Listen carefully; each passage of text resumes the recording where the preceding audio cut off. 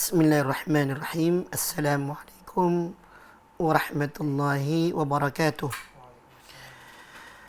Innal hamdalillah nahmaduhu wa nasta'inuhu wa nastaghfiruh wa na'udzu billahi min shururi anfusina wa min sayyiati a'malina. Man yahdihillahu fala mudilla lahu wa man yudlil fala hadiya lahu.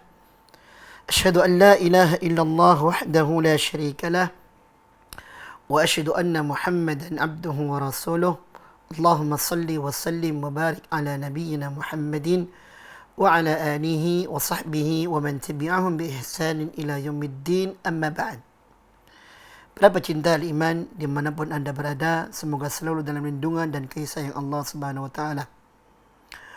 Pembahasan kita insyaAllah pada siang kali ini adalah kita akan menengok tentang surat Al-Ikhlas. Surat Al-Ikhlas. Sebuah surat yang bila dibaca maka dikatakan innal abda araf rabbahu. Sungguh hamba ini benar-benar mengenal Tuhannya. Ma'asyiral muslimin rahimani wa rahimakumullah. Suatu hari pernah Rasulullah sallallahu alaihi wasallam ditanya oleh orang-orang musyrikin Arab dan ditanya oleh orang-orang Yahudi tentang siapakah itu Allah. Karena masing-masing mereka juga mendakwahkan manusia kepada Allah, mengajak manusia kepada Allah. Orang musyrikin juga menyebut nama Allah.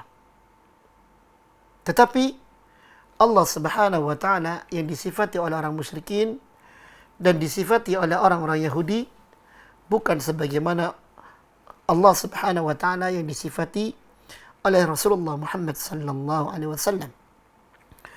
Orang-orang musyrikin mengenal Allah sebagai pencipta alam semesta, namun mereka menyekutukannya di dalam beribadah atau dalam menjalankan ibadah mereka.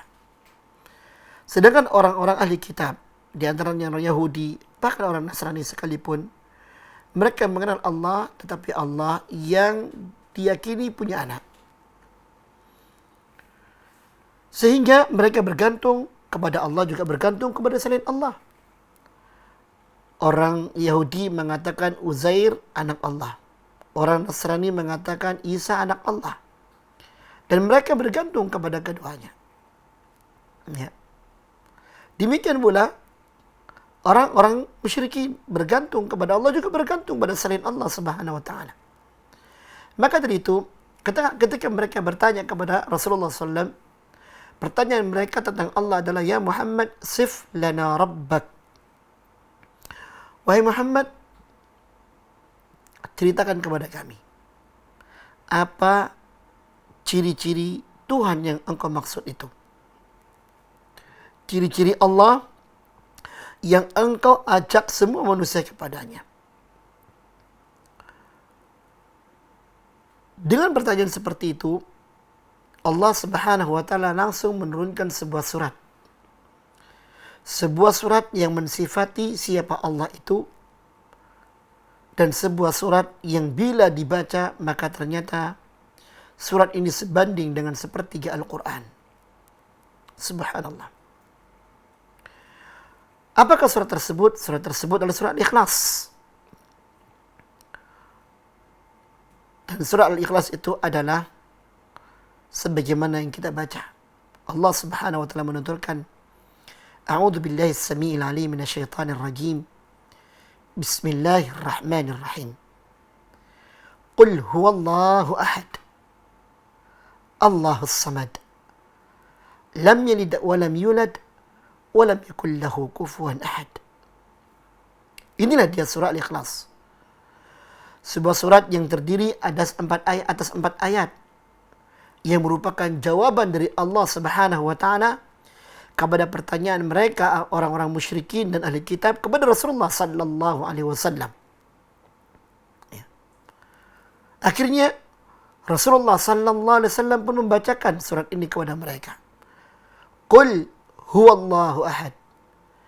Katakanlah ya Muhammad, Allah itu Esa. Allahus samad. Allah Subhanahu wa taala tempat bergantung. Lam yalid wa lam yulad.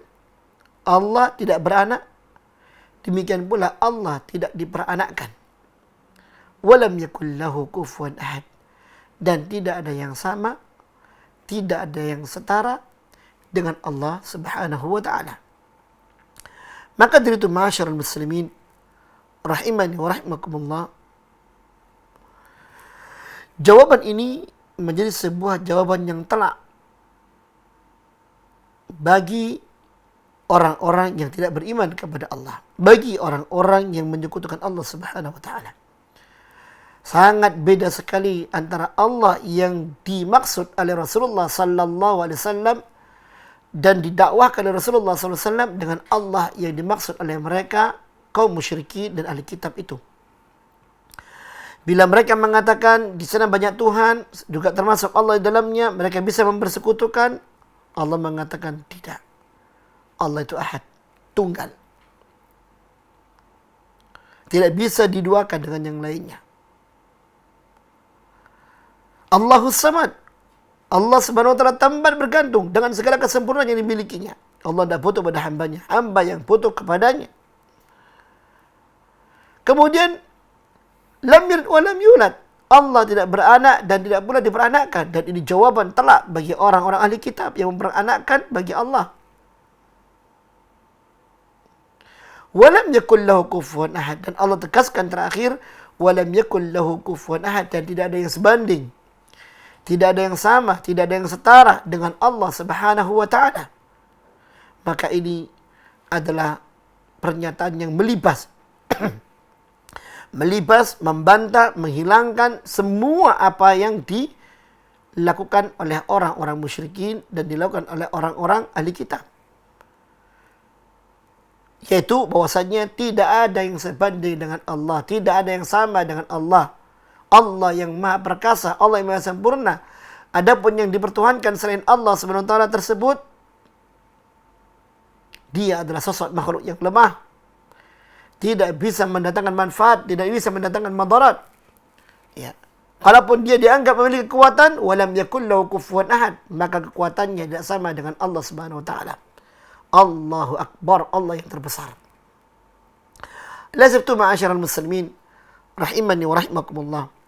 Mari kita tengok tentang satu demi satu ayat-ayat yang tertuang dalam surah Al-Ikhlas ini.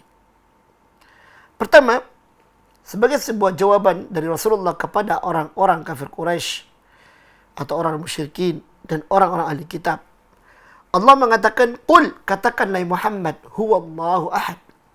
Dialah Allah, zat yang disembah itu adalah zat yang satu. Dikatakan zat yang satu, Allah itu satu, esa. Tidak terbilang atau tidak terbilang, tidak berbilang, tidak berjumlah sekian. Tidak. Allah yang dipertuhankan cuma satu. Zatnya satu. Dia adalah Allah yang ahad. Yang satu. Bukan sosok yang berdua, yang bertiga, yang berempat. Tidak. Dia adalah satu. Makanya dikatakan dia adalah zat yang satu.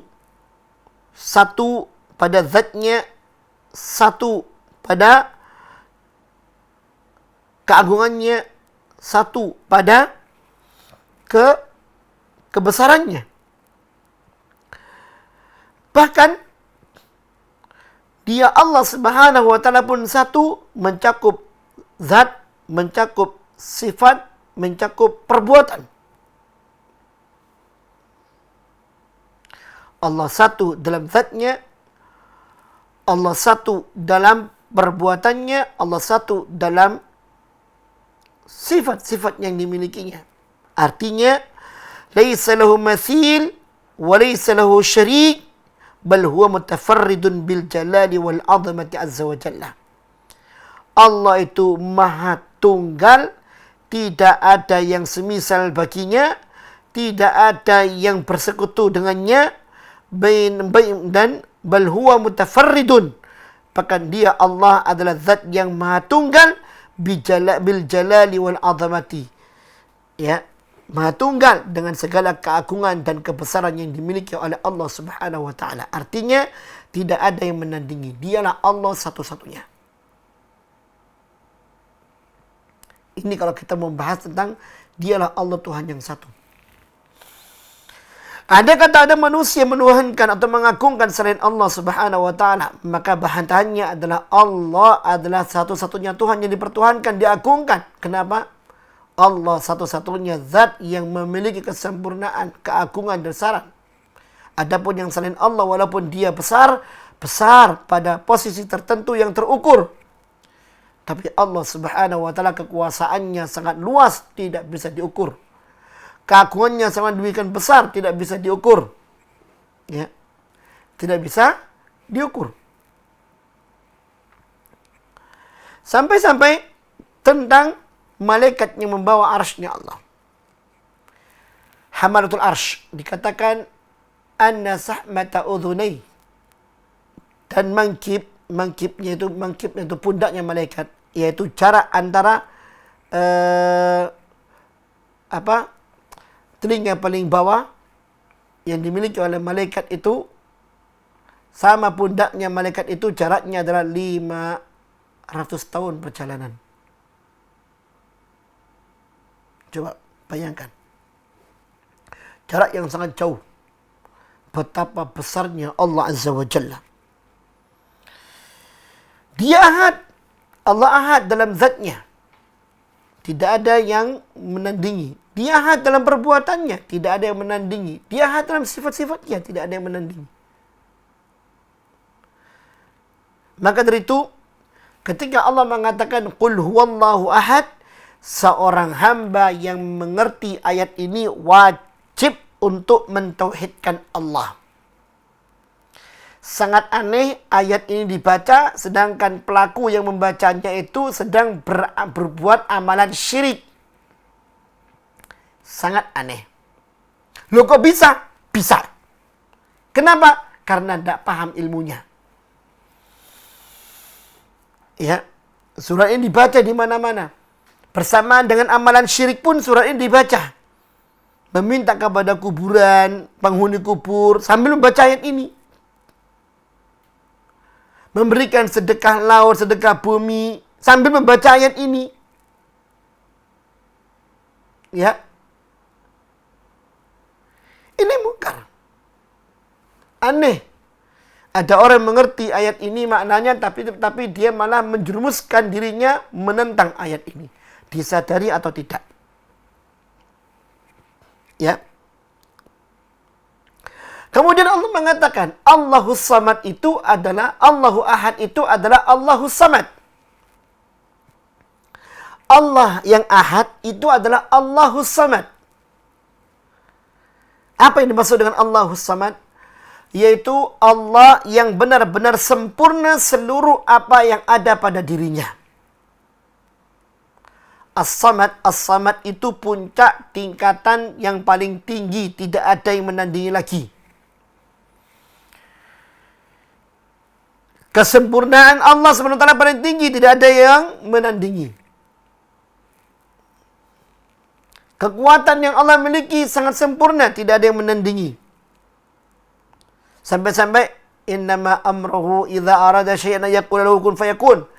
Bila ada hamba bila Allah SWT ingin menginginkan sesuatu, Allah Subhanahu wa taala dengan tinggal mengatakan pada sesuatu itu kun, jadilah, jadi apa yang Allah inginkan. Allah enggak butuh pada sekutu. Allah enggak butuh pada anak yang dipertuhankan. Kenapa? Allahus Samad. Makanya ketunggalan Allah, kemanunggalan Allah Subhanahu wa taala itu ada pada Allahus Samad.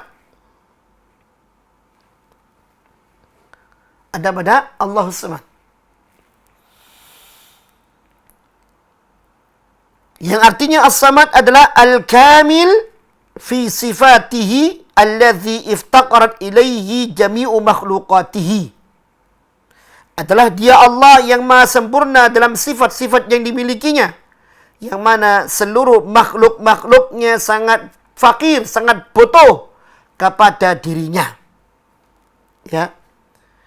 Sehingga dikatakan tentang makna as-samad ini, sebagian disebutkan dari Abdullah bin Abbas, as-samad adalah al-kamil fi ilmi, al-kamil fi hilmihi, al-kamil fi izzatihi, al-kamil fi qudratihi, ila akhir ma dzakara fil athar. Ketika Allah mengatakan tentang dirinya Allahus Samad, maka kata Abdullah bin Abbas bahwasanya Allahus Samad itu adalah Allah yang maha sempurna. Allah maha sempurna dalam ilmunya. Allah maha sempurna dalam kelembutannya. Allah maha sempurna dalam kekuasaannya. Al-kamil fi qudratihi, Allah yang maha sempurna dalam kemampuannya, dan seterusnya. Ya, dan seterusnya. Allahus Samad. Kemudian ma'asyiral muslimin rahimani wa rahimakumullah, ketika Allah Subhanahu wa taala menyatakan dirinya bahwasanya Allahus Samad, Allah Subhanahu wa taala maha sempurna, maka kesempurnaan yang Allah miliki adalah kesempurnaan yang menjadikan Allah tidak butuh kepada makhluk. Justru makhluk yang butuh kepada Allah. Allah enggak butuh pada makhluk, justru makhluk yang butuh kepada Allah Subhanahu wa taala. Ya. Sehingga dikatakan pula tentang makna samad ini, ketika makhluk itu butuh kepada Allah, al-kamil fi sifatihi alladhi iftaqarat ilaihi jami'u makhluqati. Artinya, yang maha sempurna sifat-sifatnya, yang mana seluruh makhluk benar-benar tunduk kepadanya, benar-benar butuh kepadanya, tunduk patuh kepadanya. Maka dari itu para jemaah sekalian yang dimuliakan Allah Subhanahu wa taala, pada ayat selanjutnya Allah mengatakan pula lam yalid wa lam yulad. Artinya Allah dengan kesempurnaannya itu, Allah tidak beranak, walam yulad, dan tidak diperanakkan.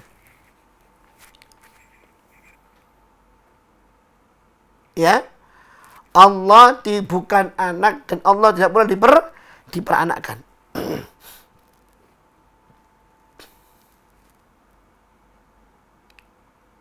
Sebagaimana pada ayat yang selanjutnya, lam yalid wa lam yulad, Allah tidak beranak dan Allah tidak diperanakkan, karena sesuatu yang beranak atau sesuatu yang muncul sebagai peranakan itu menunjukkan kekurangan yang ada pada dirinya. Maka ketika Allah mengatakan Allahus Samad, Allah itu maha as-samad, maha sempurna. Di antara kesempurnaan Allah adalah Allah tidak melahirkan atau tidak tampil sebagai sosok yang dilahirkan. Huwal awwal wal akhir wal zahir wal batin, kata Allah. Dialah Allah Subhanahu wa taala yang paling awal sebelum ada sesuatu. Dan dialah Allah yang paling akhir dan tidak ada setelah Allah sesuatu. Ya. Dialah Allah Subhanahu wa taala yang zahir, yang menang, yang nampak, yang mengurusi urusan makhluknya. Dan dialah Allah Subhanahu wa taala al-batin, yang batin, yang mengurusi masalah makhluknya yang batin. Ya. Dan sekali lagi, sesuatu yang melahirkan pasti memiliki kekurangan.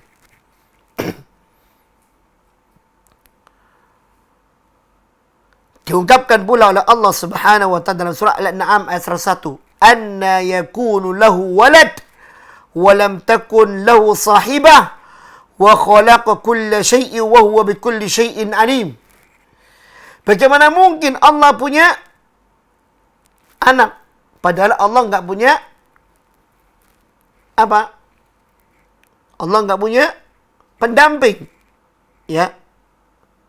Bagaimana mungkin Allah punya anak sedangkan Allah enggak punya pendamping, dan Allah enggak butuh pendamping itu. Ya. Makanya Allah Subhanahu wa taala tidak beranak dan tidak pula tampil sebagai peranakan. Ya. Dan ini membantah semua penamaan atau semua yang disematkan kepada Allah sebagai anak dibantah oleh Allah Subhanahu wa taala. Dan seorang muslim harus anti tentang masalah ini. Artinya seorang muslim harus menyatakan bahwasanya Allah tidak punya anak. Ya, Allah tidak punya anak.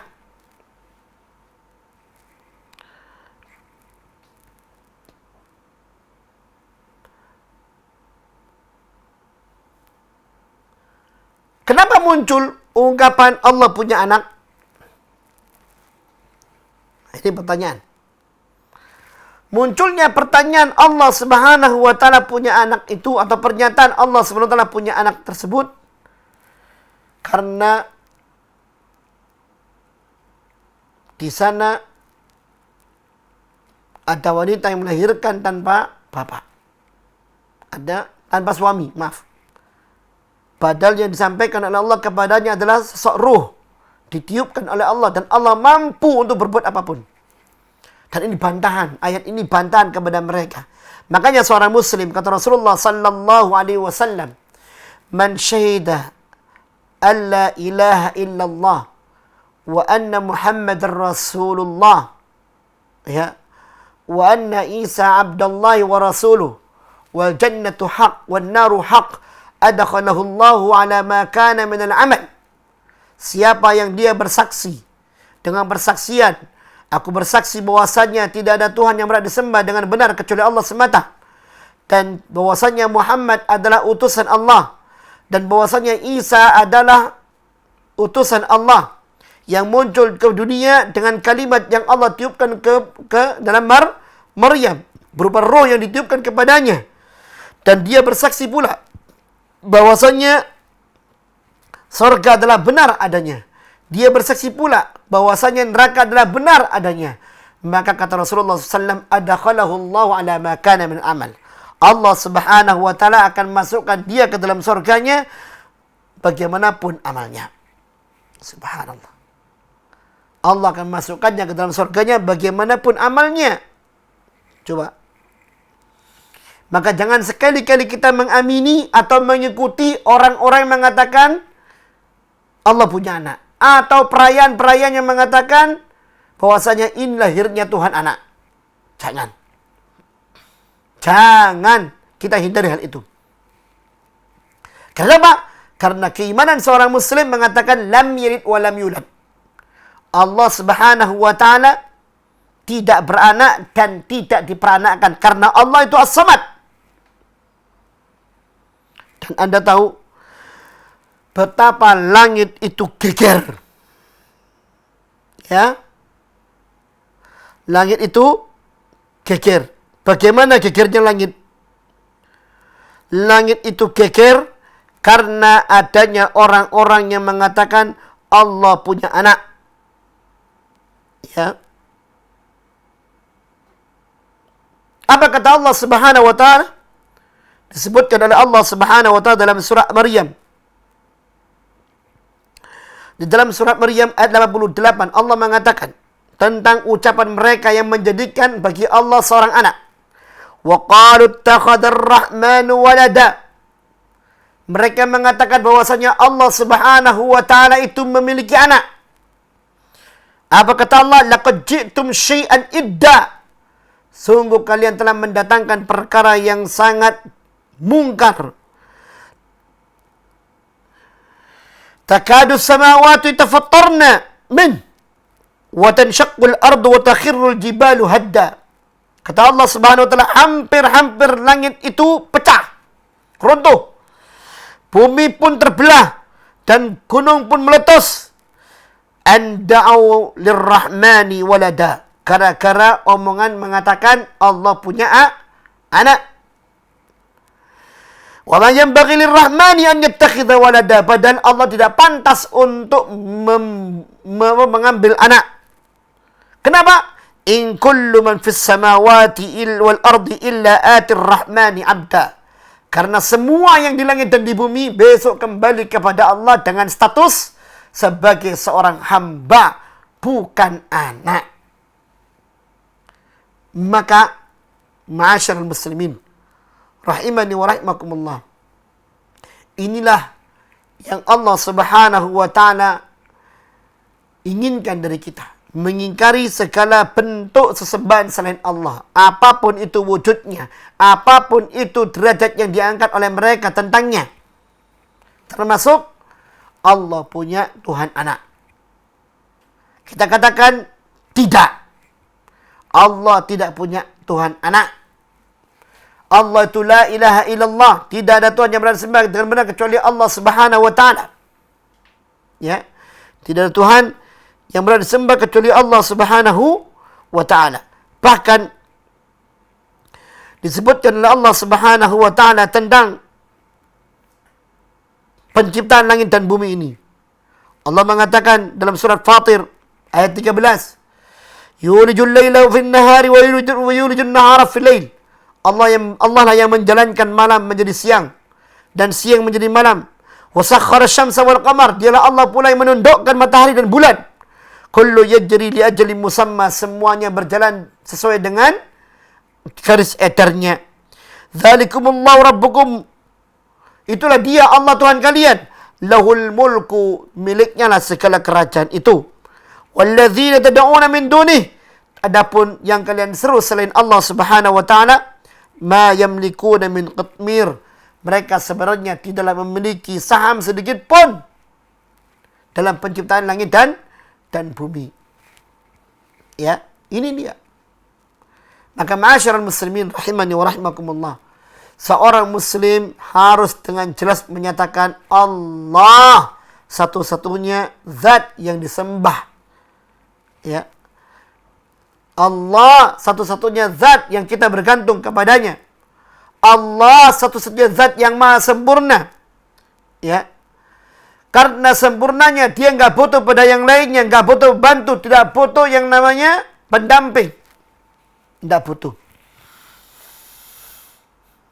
Karena Allah maha sempurna. Karena sesuatu yang butuh pendamping, butuh keturunan itu menunjukkan akan adanya kebinasaan yang dialaminya, sehingga dia perlu mengekalkan diri dengan apa? Dengan garis keturunan. Dan Allah tidak pernah untuk itu. Ya. Allah tidak beranak dan Allah tidak diperanakkan. Allah maha sempurna. Ketika Allah mengatakan Allahus Samad, Allah maha sempurna, yang mana kesempurnaan Allah berada di puncak kesempurnaan, tidak ada di atasnya sesuatu apapun. Ya. Allah maha sempurna. Allah katakan Allahu la ilaha illa huwal hayyul qayyum. Dialah Allah Subhanahu wa taala yang tidak ada Tuhan yang berhak disembah dengan benar kecuali Dia semata. Al hayyul qayyum, yang maha hidup, al qayyum, yang maha mengurusi hambanya. Yang maha hidup artinya tidak akan pernah mati. Walaupun Dia sendiri al qayyum, yang maha mengurusi hamba-hambanya. Artinya tidak ada yang turut serta bersama Allah di dalam mengurusi perkara-perkara hamba. Maka seorang muslim harus benar-benar memahami tentang makna ayat ini. Ya. Harus benar-benar memahami tentang makna yang mulia ini, tentang ayat ini. Ya. Kemudian kata Allah Subhanahu wa taala, "Walam yakul lahu kufuwan ahad."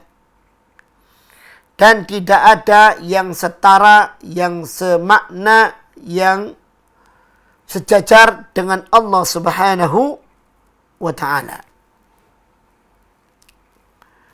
Apa maksudnya ayat ini? Walam yakul lahu kufuwan ahad, tidak ada yang sejajar setara dengan Allah Subhanahu wa ta'ala. Maksud ayat ini adalah memberikan pemahaman kepada kita agar kita kembali kepada Allah dan meminta pertolongan Allah. Kenapa? Karena ketika Allah mengatakan walam yakul lahu kufuwan ahad, tidak ada yang sama setara dengan Allah Ta'ala, berarti Allah pemenangnya. Allah yang berkuasa satu-satunya. Kalaupun ada orang-orang yang menuhankan selain Allah, maka kekuasaan selain Allah Subhanahu wa taala itu adalah palsu. Kekuasaan, kekuatan selain Allah Subhanahu wa taala adalah palsu. Yang benar adalah kekuatan yang datang dari Allah Subhanahu wa taala. Walam yakul lahu kufuwan ahad. Tidak ada yang sama, sebanding, setara dengan Allah Subhanahu wa taala. Ya. Sekali lagi di sini, setiap orang muslim harus menjadi sosok-sosok yang bertauhid kepada Allah Subhanahu wa taala. Harus benar-benar bersimpuh di hadapan Allah, meminta pertolongan Allah, meminta kasih sayang Allah Subhanahu wa taala. Ya. Karena Allah mengatakan walam yakul lahu kufuwan ahad, tidak ada yang sama sebanding dengan Allah Subhanahu wa taala. Maka kewajiban seorang muslim adalah mengenal tentang hak-hak Allah, bagaimana seorang muslim mentauhidkan Allah Subhanahu wa taala dan menghindar berbagai macam bentuk penyakit syirik kepada Allah Subhanahu wa taala. Ya. Oleh sebab itu, ma'asyiral muslimin rahimani wa rahimakumullah, banyak pelajaran yang bisa kita ambil dari surat yang singkat ini. Ya, di antaranya sebagaimana disebutkan bahwasanya inilah surat yang mengajarkan kepada kita untuk mengenal Allah lebih dalam. Mengenal Allah bahwasanya Allah itu Ahad, Esa. Mengenal Allah Subhanahu wa taala bahwasanya Allah Subhanahu wa taala itu adalah As-Samad, Maha sempurna. Mengenal Allah Subhanahu wa taala bahwasanya Allah Subhanahu wa taala itu tidak beranak dan tidak tampil sebagai peranakan, tidak. Mengenal Allah Subhanahu wa taala bahwasanya Allah Subhanahu wa taala itu memiliki kekuatan apa? Walam yakul lahu kufuwan ahad, tidak ada yang sama, setara, sebanding dengan Allah Subhanahu wa taala. Semua yang melawan Allah binasa. Ini pelajaran buat kita semua agar kita benar-benar mentauhidkan Allah Subhanahu wa taala, dan semoga Allah Subhanahu wa taala menjadikan pemahaman kita dengan surat yang singkat ini, yang pendek ini, memiliki pemahaman yang benar, yang jauh dari syirik, pemahaman yang benar-benar mentauhidkan Allah, pemahaman yang benar-benar menjadikan kita lari dari Allah dan kembali kepada Allah. Ya, mudah-mudahan Allah Subhanahu wa taala memberkahi kita semuanya. Mudah-mudahan bermanfaat. Saya kira cukup insyaallah. Baik, barakallahu fikum. Subhanakallahumma wa bihamdika asyhadu an la ilaha illa anta astaghfiruka wa atubu ilaik. Assalamualaikum warahmatullahi wabarakatuh.